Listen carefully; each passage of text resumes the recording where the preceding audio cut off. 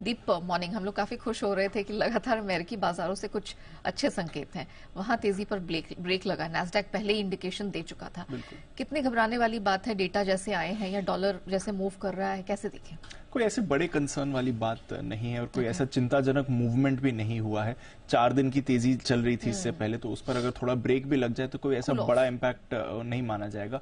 और हल्की फुल्की गिरावट अगर आप देखें भी, 2 दिनों का एक्शन भी अगर आप कंबाइन कर लें तो कोई ऐसी बड़ी गिरावट नैस्डैक में भी नहीं रही है।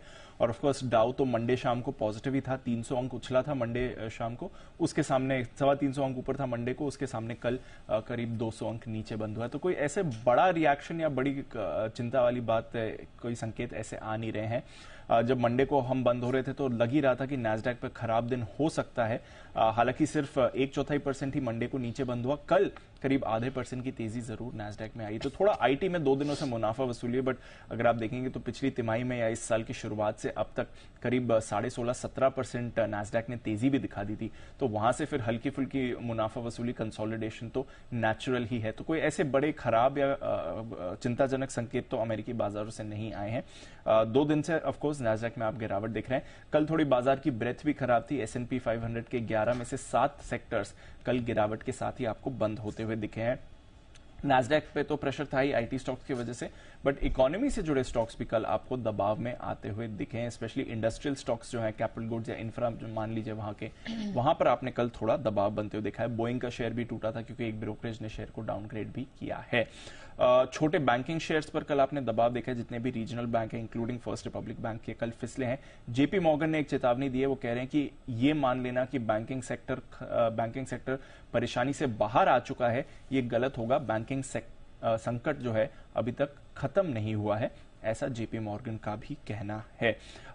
सुस्त आर्थिक डेटा भी आया जिसकी वजह से असर पड़ा। जो जॉब ओपनिंग्स होती हैं अमेरिकी इकोनॉमी में, वो 1 करोड़ के नीचे आई हैं। 2 साल में पहली बार हम देख रहे हैं कि 1 करोड़ के नीचे हैं। तो कहीं ना कहीं इंपैक्ट जो है फेड की रेट हाइक्स का इकोनॉमी को स्लो करने में, वो अब आपको थोड़ा और विजिबल होते हुए दिख रहा है। हालांकि जेम्स बुलर्ड साहब ने रिसेंटली बयान दिया था जहां पर वो कह रहे हैं कि वो एक्सपेक्ट करते हैं कि रेट्स और ऊपर जाने चाहिए। बट अगर आप बॉन्ड मार्केट का एक्शन देखेंगे, स्पेशली इस डेटा के बाद, तो वो दर्शा रहा है कि शायद बॉन्ड मार्केट अब और रेट हाइक्स नहीं मानकर चल रही हैं। 10 साल की बॉन्ड यील्ड अब 3.35% पर आ गई है।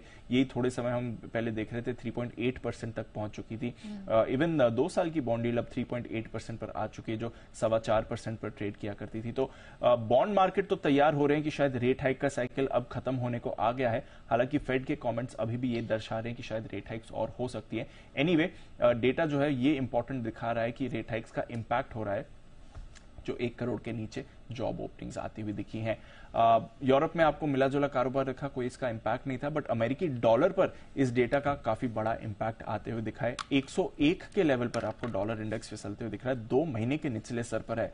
और क्योंकि डॉलर इंडेक्स में आपने इतनी तेज गिरावट देखी है, तो फिर बाकी कमोडिटीज में एक बड़ा उछाल आते हुए दिखा है। स्पेशली गोल्ड और सिल्वर में बहुत बड़ी तेजी हुई है। कल हमने देखा इंटरनेशनल मार्केट्स में $2000 के ऊपर सोना गया। 2040 पर फिलहाल आपको ट्रेड करते हुए दिख रहा है।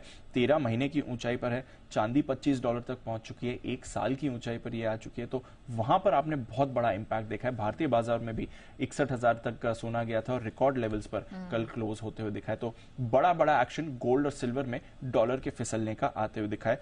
कच्चा तेल भी स्टेबल है। जो ओपेक के जंप के बाद जो लेवल्स आए थे उनके आसपास ही आपको ट्रेड करते हुए दिख रहा है। अमेरिकी क्रूड भंडार में लगातार दूसरी बढ़त का दूसरे हफ्ते गिरने का अनुमान लगाए जा रहे हैं। मेटल्स में अभी भी कमजोरी है क्योंकि चीन के डिमांड का शायद सुस्ती का संकेत दिख रहे हैं। एग्री कमोडिटीज में मिला जुला असर था। तो ओवरऑल थोड़ी कंसोलिडेशन, थोड़ी प्रॉफिट बुकिंग हुई है बाजारों में। इंपैक्ट देखना पड़ेगा डॉलर इंडेक्स के और फिसलने का क्या आता है। बट ऐसे कोई चिंताजनक या परेशानी वाले संकेत बाजार की तरफ से नहीं आए हैं। चलिए, तो किसी प्रकार की चिंता की बात तो अभी बनती हुई दिखाई नहीं दे रही है। भले ही अमेरिकी बाजार में थोड़ा तेजी पर ब्रेक लगा हो, इसे हम ब्रीदर के तौर पर देखेंगे और ये जानने की कोशिश करेंगे कि आज हमारे मार्केट किस प्रकार से ओपन होते, रिएक्ट होते दिख सकते हैं। दीपांशु, शुक्रिया वो पूरी डिटेल्स दर्शकों के सामने रखने के लिए।